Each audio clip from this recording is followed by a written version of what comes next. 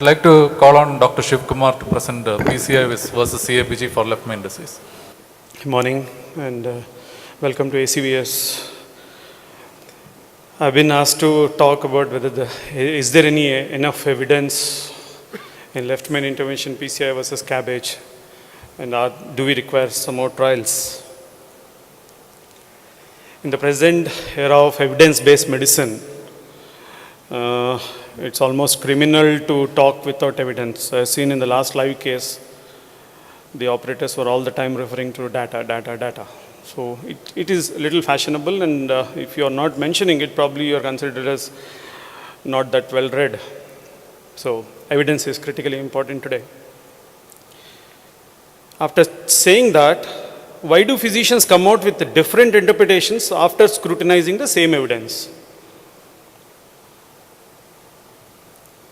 The simple truth is, unequivocal evidence in practice of medicine is rarely achievable.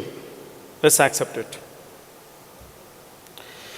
Evidence is often overused for not only RCTs and registries, but also peer-reviewed publications are also being used as an evidence. So the problem is that it's both sides. It's sometimes underused and sometimes it's overused. Those are the faults with evidence. Now comes that framing a clinical decision as an evidence base does not absolve the physician from using a clinical judgment. So ultimately, I strongly feel that it is the clinical judgment, and let's not first make our decision and then after that try to frame it under the evidence base. There are disclaimers in the guidelines that try to convey this sentiment but are lost in the translation from print document into the practice. So what are we really fighting about it? Here the PCI is pretty small, UFO, but ultimately surgery lost there. Okay. But in the whole bargain, it is the patient who's losing. And I think this is the reality that by both cardiologists as well as the surgeons, we are trying to grab the patient, and ultimately patient is afraid of both of us. The one word that can save your life. So finally, if revascularization is necessary or desired, which procedure should you have? Which would you prefer, this one or this one? Now comes, we often compare PCI versus CABG. The point is, when does the comparative effectiveness, that is the PCI versus CABG, in fact represent ineffective comparativeness? Because you can see here that both the patients are of the same age and the predicted risk, but see the structure of both the patients. Obviously, this patient would not be able to withstand the CABG vis-a-vis the other patient. So basically, it boils down to the clinical situation, clinical condition. Now coming to the data as such, as has been mentioned, that CABG versus medical therapy is definitely, there is no doubt that the revascularization is useful in left main vascular disease, in left main diseases.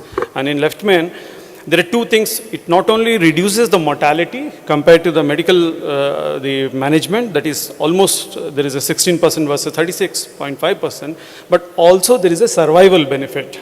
As we know, all of us, that majority of time the revascularization maybe is to improve the quality of life. There are very few set conditions where there is an improvement in the quantity of life. So there is definitely a survival benefit if you are trying to intervene in the left main condition. And there is almost, for a 10 years follow-up, there is a 1.7 years gain is there when we intervene in left main obstructions.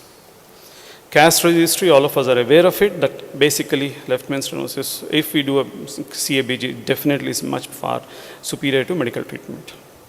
Anyhow, coming back to the angioplasty, this is what it is. Majority of us may not be aware of it, that the Grunzig, the third PCI patient ever treated, 43 years old man with severe angina pectoris since September 1977, first angiogram was done in November 11th, and on November 18th, Grunzig did the first left main angioplasty. There has been a lot of talk about whether left main should be intervened or not, but Grunzig way back in 1977 did an intervention on the left main. That was his third case. Now coming to the real statistics, what exactly we have taken these 4 trials, all the trials, what is the evidence in favor of the PCI or the CABG. The 4 randomized trials consisting of 1,611 patients, and I have specifically selected these 4 trials because they are in the era of between 2008 to 2011. So we can't talk that the patients did not receive LIMA, we can't talk the patient did not receive the DES. So obviously these 4 trials have been in the era of where the best of the practices were there in both the specialties. The power of these trials, if you can see that Syntax in pre-combat had a better powered trial because most of them had a 700 plus or 600 plus patients. Rest of the things were more or less the same. The diabetes percentage is only 25%, and the good part of it is the left main bifurcations, because it's not like the ostial left main or the shaft of the left main which has been handled, and then we can still extrapolate certain other things from that. So it's basically in 60% of the patients, it's the left main bifurcation lesions were there.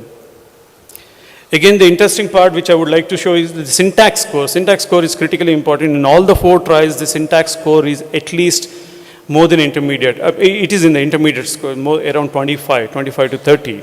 It's definitely not less than 22 because it has got a subsequent meaning for that. And almost about 90% of them got the LIMA to LED.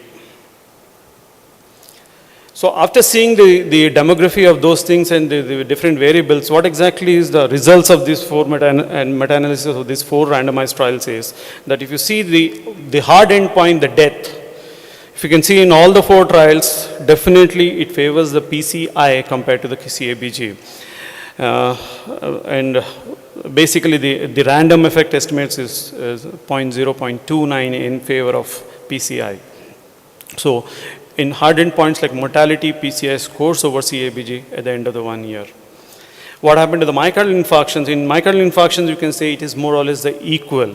Okay, and if you see that the large power trials like Syntax and pre-combat, basically both of them, the MI remains in the center of it. That is, it's more the CABG and as well as the PCI have got more or less the same incidences of myocardial infarction when they have been followed up for 1 year. The stroke, we are all aware of it, that definitely this in subsets of the stroke, the PCI scores much over the CABG, and then you can see here the random estimate effect is 0.01, and almost in all the trials it has favored the PCI compared to the CABG. There could be some argument that the strokes are in CABG patients initially 1 month it is higher and then subsequently it is not. But if you can see the 30 days outcome as well as the midterm, that is a 12 months outcome. In both the things you can see that it favors angioplasty compared to the bypass surgery if we are talking about purely about the stroke. Now, if you see the hard endpoints, death, MI and stroke, if you combine these 3, still, all the 4 trials have shown that the angioplasty favors over CABG at the end of the 1 year in terms of hard endpoints in all the 4 meta-analysis of the 4 randomized trials. The only negative point is revascularization. There is no doubt if you're doing an angioplasty, we have to accept that the repeat revascularizations or TLRs are going to be higher with an angioplasty, and that's where it favors the CABG in almost all the 4 trials.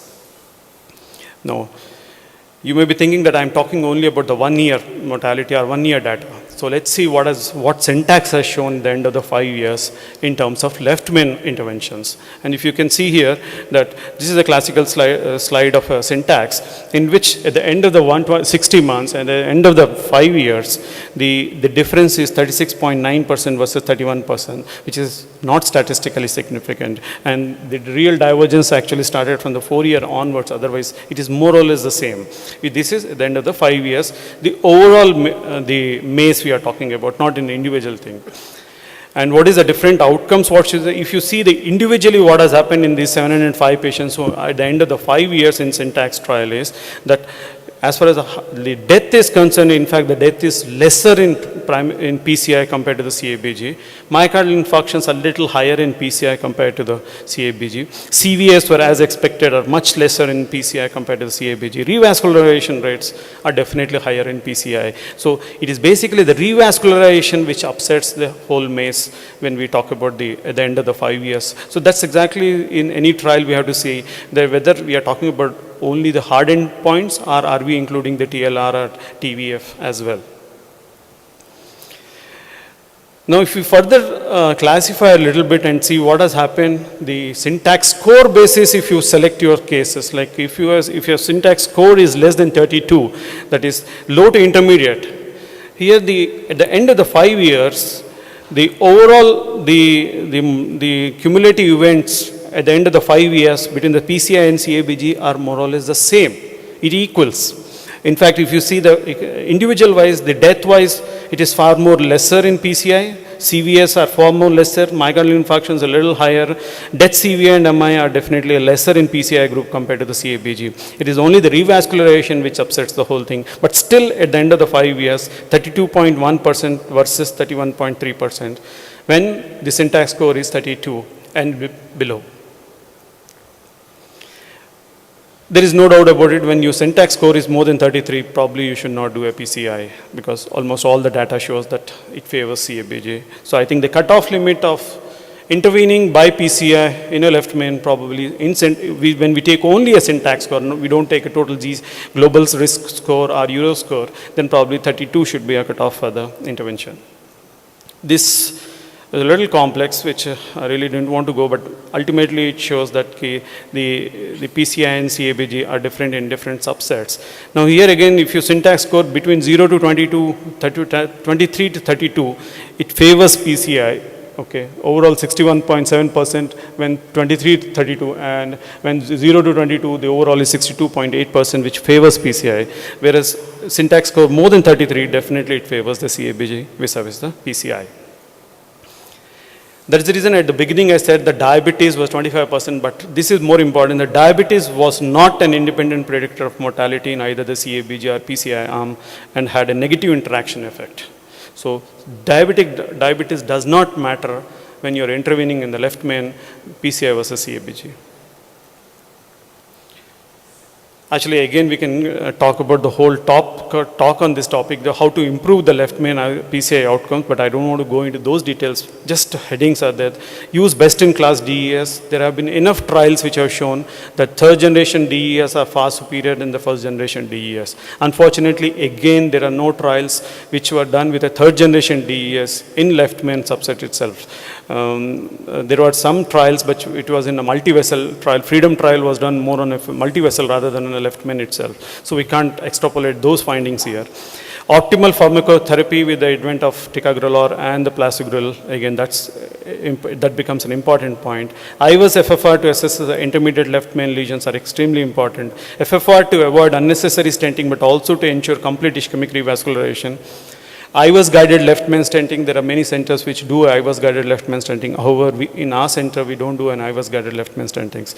And optimal left main stenting technique is extremely important, because there are certain things like, after the stent placement, what the previous operators were doing, it probably IVUS or OCT is mandatory, and the left main should be around 8 square millimeter, confluence of polygon should be around 7, the LAD should be 6, and circumflex should be the 5 square millimeters. If you can achieve these diameters, definitely the end results are far superior compared to the normal under-expanded stent.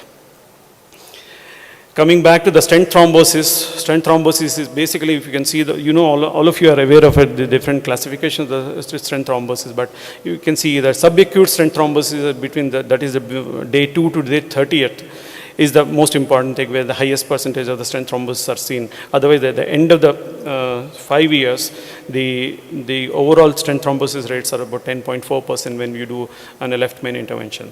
Excel study is the one which is awaited, because this has been again done with the third generation stents, that is the Zymes Prime versus CABG. Probably the recruitments are going on. This is one of the largest study with 165 international sites being involved in this.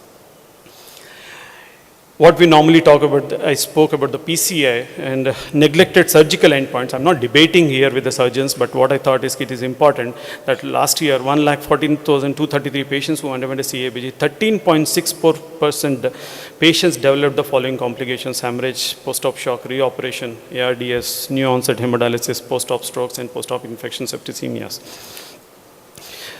The cognitive functions, they decline. 3% strokes are after CABG. Delirium and delayed cognitive declines. 3% of patients develop delirium, which results in 5-fold increase in hospital mortality, which we generally ignore. The main attraction of CABG is probably durability and believed to be a permanent cure.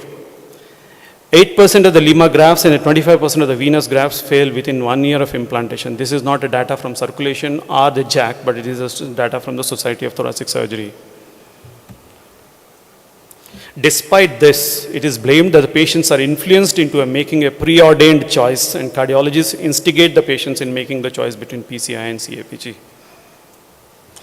So at the conclusion, what I wanted to say is that the PCI and CABG in 2013 is PCI and CABG have very similar rates of hard clinical endpoints, but this might not actually matter to many patients. That's most important, because it is not just the data or the hard endpoints, because you have to take into the consideration several other factors before really going up for a PCI R versus CABG. If you are doing a PCI, then greater rates of repeat revascularization with PCI, especially in complex disease, must be accepted and should be explained to the patients before we take up for an angioplasty.